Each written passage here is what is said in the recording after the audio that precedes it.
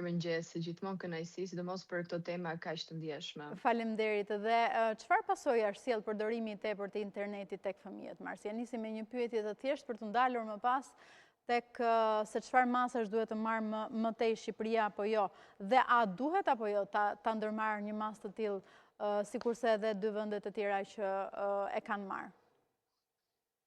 Sigurisht që duhet të flasim edhe me periudhat e fashave moshore tek më të vegjëlit, sepse ekspozimi me interneti, sigurisht rrjetet sociale janë ato pastaj ku vetë fëmia, nxënësi ose adoleshenti e ka në përdorim vetjak dhe e menaxhon vet, por në tërësinë e kemi përmendur gjithmonë që kontakti me interneti, kontakti me video të shpejta gjithmonë sjell tek fëmia problematika të zhvillimit, kur u them këtu të zhvillimit, sepse sjell që jeta e përditshme për ta të jetë pra më e ngadalë, pra në momentin që nxiten shumë dhe stimulohen shumë.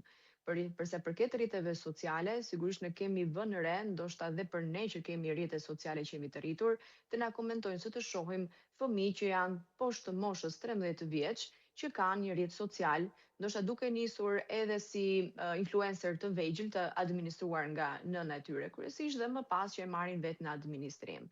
Pavarësisht qëllimeve, funksioneve dhe justifikimeve të ndryshme, faktori kryesor se çfarë bën kryesisht rrjeti social është edhe kriza e identitetit. Sa normale është që këto fëmijë Mars të kenë këtë rrjet social, sot që ne flasim? Me apo pa pëlqimin e prindërve?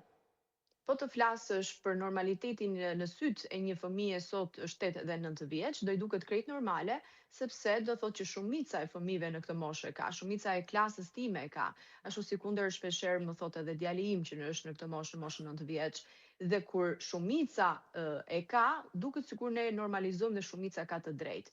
Por patjetër që nuk është as pak normale, unë them se do shohim në të ardhmen aq shumë pasoja negative, aq shumë pengesa në zhvillimin e fëmijëve, sa do dali them edhe me kod penal që fëmijët absolutisht pra mos ta prekin celularin nga prindrit, që do dali kjo për prindrit. E them këtu jo vetëm si ironi, por kam përshtypjen se ne duke pritur pasojat, presim më pas të marrim vendime. Por nga ana tjetër sigurisht që edhe teknologjia ka zhvillime shumë të shpejta. Një studim që është bërë së fundmi për ta pasuruar pastaj dhe pjesën përse është mirë të ndalohen në rrjetet sociale tek kjo grup mosh.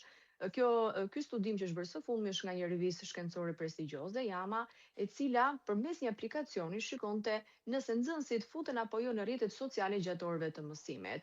Dhe u vure që nga 2022 deri në 2024 kur u bë ky studim, fëmijët e përdorin pothuajse 70 minuta gjatë procesit mësimor. Dhe 70 minuta pra kjo është një mesatare, por ana po themi që ose të paktën që duan studime të tjera se ishte bërë vetëm në celularët Android. Por gjithsesi kjo na jep një lloj pasqyrimi dhe faktesh që fëmijët e përdorin në orën e mësimit. Ktu mësuesit do thonin që nuk ka nevojë ndoshta për studime sepse ne dimë që nxënësit her pas here duan ose shohin celularin ose kanë mendje te celulari, pavarësisht se këtë vit thuhet që është nguar shumë masat përsa përket përdorimit të celularit, nëse fëmijët e kanë apo nëse e mbajnë me vete, duhet mbajtur nga mësuesit. Një tjetër kjo punë për mësuesit, por përveç këtij studimi që